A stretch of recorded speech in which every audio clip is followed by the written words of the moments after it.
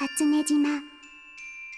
春の景色がいつまでも続くこの島に、一本の大きな桜の木があった。どんな願いでも叶えてくれる不思議な桜。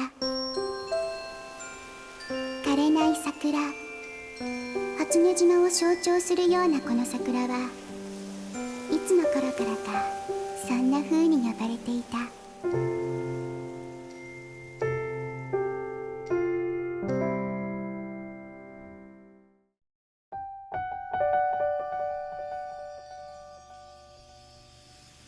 ねえ、兄さん起きてってば。ほら起きなさい。姫の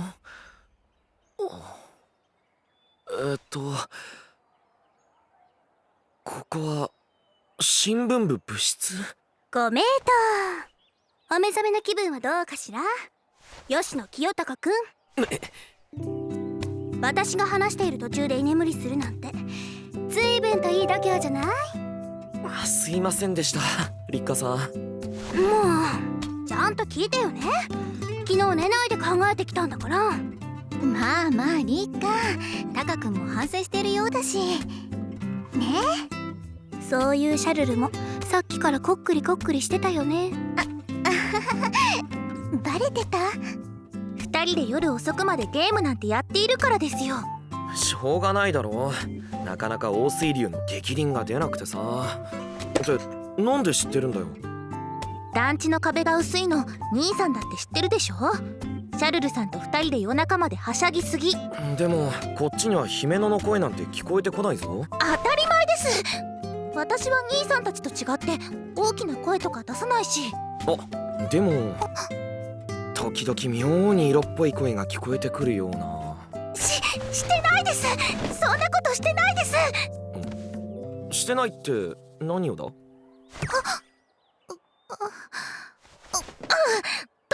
にかく夜中は静かにすること、あと聞き耳立てるの禁止。わかったよ。でサラ。はい。ついでにそこの寝ぼすけも起こして。わかりました。葵ちゃん、起きてください。無理です。無理って森園先輩が睨んでますよ。早く起きないと。あと3分ですか？30年。長いわ。葵ちゃん、早く起きないとバイトに遅刻するぞ。マジですか？今何時ですか？早く着替えないと。あれ、清隆さん、みんなもやっとお目覚め？日の本葵さん。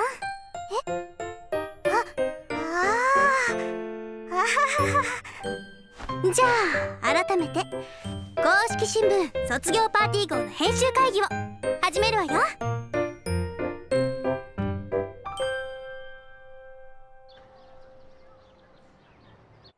じゃあ最初に配ったプリントを見て。魔法？今回のテーマは魔法にしたいと思います。みんなどうしたの？はい、立花さん。何？魔法がテーマってどんな紙面を作るつもりなんですか？そんなの決まってるでしょ。遠い過去、この世界のどこかに存在していた魔法学校を特集するのよ。巨大地下世界に存在する学園都市、そこには世界中の魔法使いが集まってくるので、立花さんはそこの生徒だったんですよね。そうよ、国王のカトレアとか言われちゃって、なんとカテゴリー5の魔法使いだったんだから。それってすごいんですか？当然。なんせカテゴリー5の魔法使いは世界に5人しかいないんだから。まあそれが魔法使いの絶対値を示すわけじゃないけどね。意外と詳細な設定なんですね。設定言うな。本当なんだから。世界中を旅しながら大活躍してたんだから。おーいリカ、現実の世界へ帰ってこい。私はいつでも現実の世界に生きています。どうして伝わらないかな。どうしてって。何よ、清高までそういう反応するの？じゃあ前世からつながる私との運命の赤い糸も信じてないっていうの？まあ俺が運命の赤い糸を信じているかどうかは置いといて。清田がごまかした。なんで魔法なんですか？リッカさん。それは非公式新聞部に勝つためよ。非常に遺憾ではありますが、現状私たちよりも非公式であるあいつらの方が知名度、発行部数ともに勝っているのは皆さんもご承知のことだと思います。それは事実だけど、新聞部部長としてはいつまでもこの現状に甘んじているわけにはいかないのよ。でもこれって非公式新聞部の杉並くんに対する立花の個人的な恨み、支援だよね。はい、支援ですね。支援だと思います。ですよね。そこうるさい。だから次の新聞でどっちが学校新聞としてより優れているのか見せつけてやる必要があるのです。だったらもっと正攻法な記事の方が良くないですか？一応学校新聞なんですし。例えば？発行予定日は卒業式の前ですよね。であれば卒業特集とか。いいよね。学園生活の思い出を振り返るとともに卒パのおすすめクラスを特集するとか。あと前日がホワイトデーですので、恋愛の特集とかしたら女子が盛り上がると思います。そうですね。女の子は恋愛事には弱いですからね。それなら私、商店街のホワイトデー売れ筋商品ランキングとか作れると思いますよ。いいですね。いい感じだね。いいと思います。確かに素敵なアイデアだとは認めるわ。しかしありきたりすぎる。それじゃあ杉並には勝てないわ。よってそのアイデアは予備案とします。やっぱり支援だよね。支援ですね。支援です。お子様ですから。だからそこうるさい。いいの支援でも。今回ばかりは絶対に杉並の花を明かしてやるんだから。でも魔法がテーマって一体どんな紙面を作るつもりなんですか？それはね、枯れない桜ですか。やっぱり初音島で魔法と言ったらあそこは外せないわよね。どんな願いも叶えてくれる魔法の桜でしたっけ？そんな噂話があるみたいですね。でも昔は本当に一年中桜が咲いていたんですよね。そうだね。私ずっとパパから初音島の桜の話を聞かされてたんだ。どうして普通の桜に戻ってしまったんでしょうか。桜の花が散ってしまった日に何かあったって考えるのが普通だと思うけど。そう、それなのよ。昔初音島の桜は一年中咲いていた。しかしある日を境に普通の桜になってしまった。どうして枯れない桜が急に普通の桜に？なぜどんな願い事でも叶えてくれる魔法の桜なんて言われるようになったのか。誰も知らない。知っている人がいたとしても表には出てこない。だから全ては謎のまま。これっておかしいと思わない？言われてみればそうですね。生まれた時から普通の桜だったんであまり実感がないってのもあると思いますけど。私も童話とかおとぎ話みたいな感じで聞いていましたし。でも本当に初音島の桜は一年中咲いていた。パパはちゃんとその時間を生きていたんだから。だから私は思うのよ。それは魔法なんだって。魔法。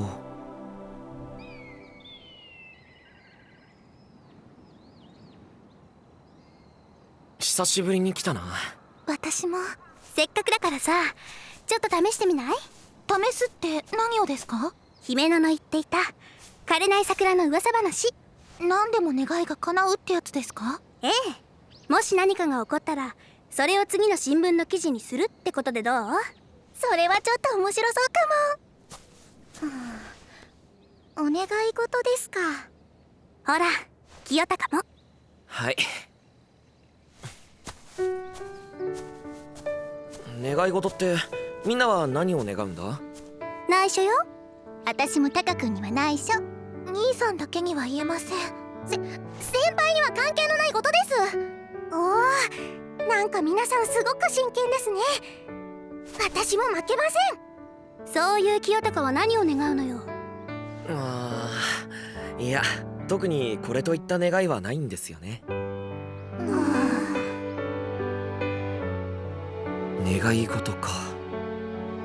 みんな木に触れたままで目を閉じて心の中でお願い事をしてみて。どうせ叶わないとか魔法なんてありえないとかそういうことは考えずに心から叶いますようにって。これからもこのメンバーで楽しい毎日が過ごせますように。いつまでもこのままで。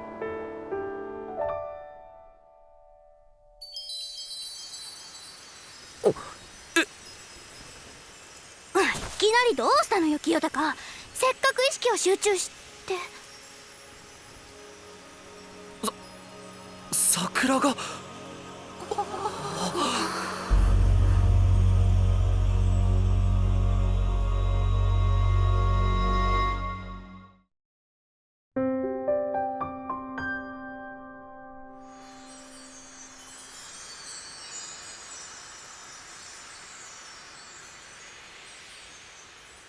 桜が咲いてる。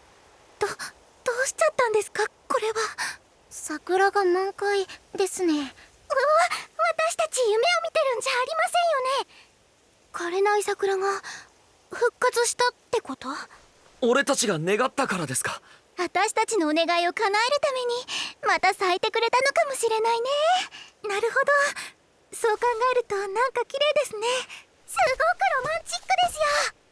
すごいです、すごいです。ほら、やっぱり魔法は実在するのよ。メールだ。私にもメールだ。私もです。お母さんからかな。私はバイト仲間からかもです。急に桜が咲いたから今初音島中が電話とかメールとかしてそうだよね。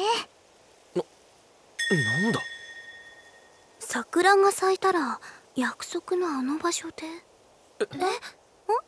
ああ、ごめん、間違いメールだと思うけどちょっと意味深なのが届いたから。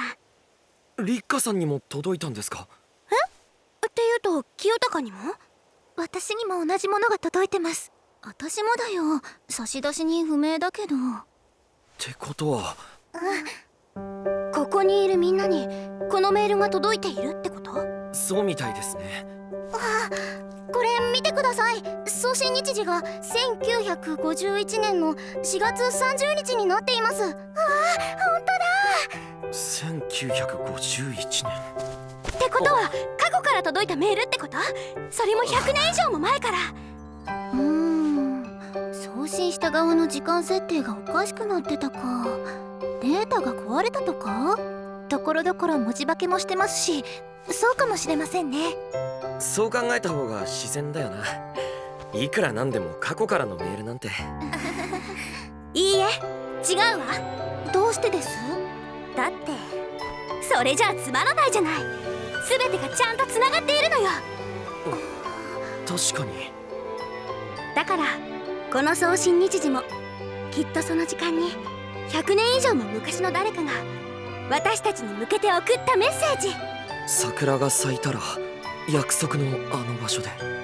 そして今こうして桜は咲いた。約束の場所がどこなのか、そこで何が行われるのか、そしてどうして今桜が咲いたのか。これで次の新聞のテーマは決まったわね。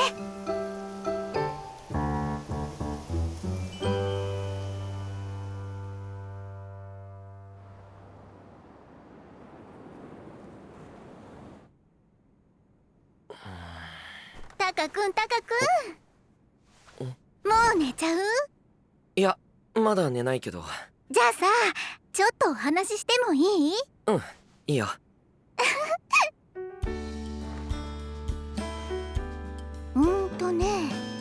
ちょっと寒いね。だったら早く寝た方がいいんじゃないのか、ルルネ。なんでそんな目で見るのかな。だっておもう一度ちゃんと考えて。私はタカ君に「ちょっと寒いね」と言いました。さあタカ君の答えは？なんだったら毛布もう一枚出すけど。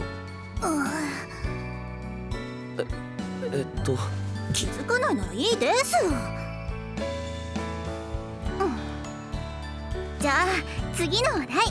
今日は急に桜が咲いてびっくりしたね。なんか夢を見てるみたいだった。あれってやっぱり私たちの願いを叶えるために咲いたのかな？どうだろうな。そう考えるとロマンチックだとは思うけど。もしあれが本当に願いを叶えてくれる桜だったとしたらってやっぱり繋がらないよ。繋がらないって何が？よし、もう遠回しに言うのは諦めよう。どうせタカ君が察してくれるわけないんだし。タカ君、今日は一緒に寝よう。はい？だから今日は一緒に寝ようって言ってるの。いや、それはさすがに。嫌なの？前は一緒に寝てくれたのに。それはルル姉がまだ子供で一人で日本に来て不安で心細いって言うから。お邪魔しまーす。ちょっとルル姉！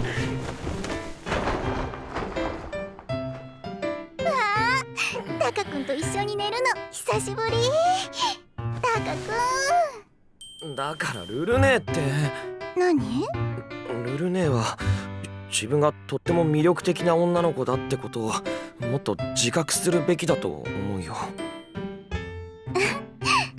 オーケー。もう全然自覚してないじゃんかよ。違うよ、自覚してるからこその行動だよ。おやすみタカ君。はあ。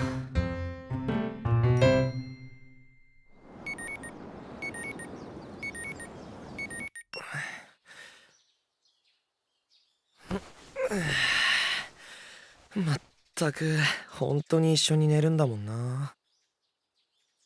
20年ぶりに咲いた桜の話題は毎日大変だな。大きな驚きと感動を与えています。ここ桜公園では朝から桜を見ようと訪れた人たちで、観光協会はこれを機に初音島のやっぱり夢じゃなかったのか。のキャッチフレーズで。兄さん。おおはよああ、おはよう。今日も寒いね。う。そうだな、見た目はこんなにも春っぽいのにな。おはようございます。先輩、桂木さん。おはようございます。おはようございます。ルカワさん、猪本さん。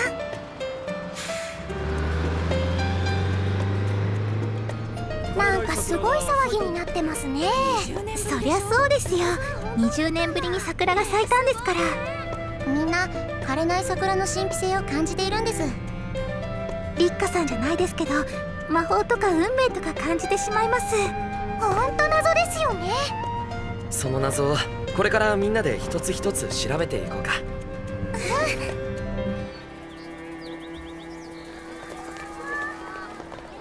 これは新聞部ご一行様ではありませんか。何か用ですか、杉並先輩。お前たちに軽く宣戦布告でもしておこうと思ってな。宣戦布告？次の非公式新聞は昨日から咲き始めた枯れない桜の謎の解明を記事の主軸にしようと考えている。お前たちも新聞部を名乗る身だ。無論この謎の解明に乗り出すのだろう。当然です。そこでせっかくだから勝負をしようではないかと思ってな。勝負って何をするんです？どちらがより深くこの謎について調べ上げ、より面白く記事にすることができるかだ。どうせ負けた方が勝った方の要求を何でも聞くとか言い出すんでしょ。当然だろう。残念ながらお断りします。あら、受けて立てばいいじゃない。え？せっかくのお誘いなんだから。でもリッカさん。さすがは俺の好敵手森園立花。話が早い。じゃあ私たちが勝った時の要求を言うわね。聞こう。私たち新聞部が勝ったら、あんたが在学中の間非公式新聞の発行をやめてもらうわ。ほう、50年以上の歴史を誇る非公式新聞の発行をやめろと。杉並様に何という侮辱を。みことさん、おはようございます。はい、おはよう日の本葵。ってなんでこの流れで納期に挨拶？それが私たちの要求よ。無視するな。面白い。お前の要求飲もうじゃないか。杉並様。で杉並、あんたの要求は？俺たちの要求は吉野清隆、お前だ。俺はお前が欲しい。俺たちが勝利したら吉野清隆を俺専属のパートナーとしてもらい受ける。待ってくださいよ。なんで俺なんですか？吉野よ、俺はお前が欲しいのだ。ちょっと。分かったわ。その条件で勝負しましょう。心配しなくても大丈夫よ、清隆。何か勝算があるんですか？ええ、100年以上も昔から赤い糸で結ばれている私と清隆の運命が杉並ごときに引き裂かれるわけないでしょ。ああ、いやでも。ますますやる気出てきた。公式新聞卒パ号魔法特集、みんな頑張るわよ。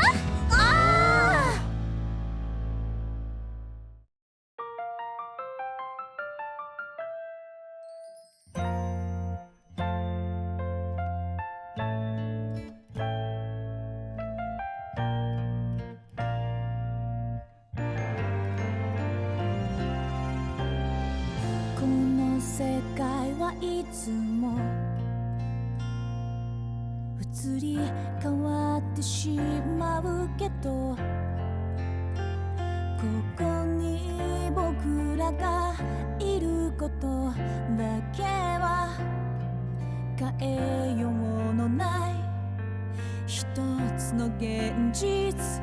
どんな時代を生き抜いてもそこにある笑顔を僕は信じていくよ。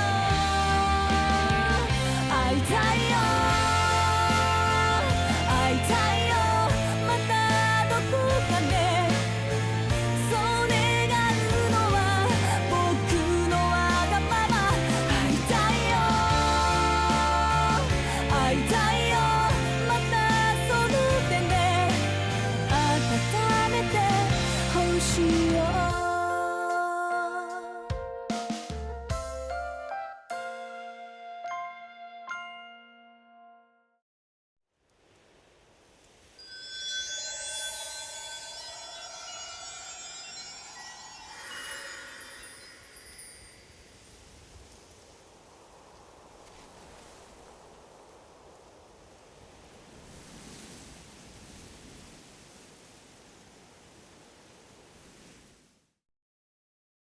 枯れない桜がまた咲くなんて魔法か？タカ君、一緒に寝よう。ルルネ。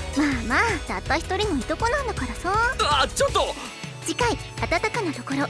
タカ君、もっと私に甘えて。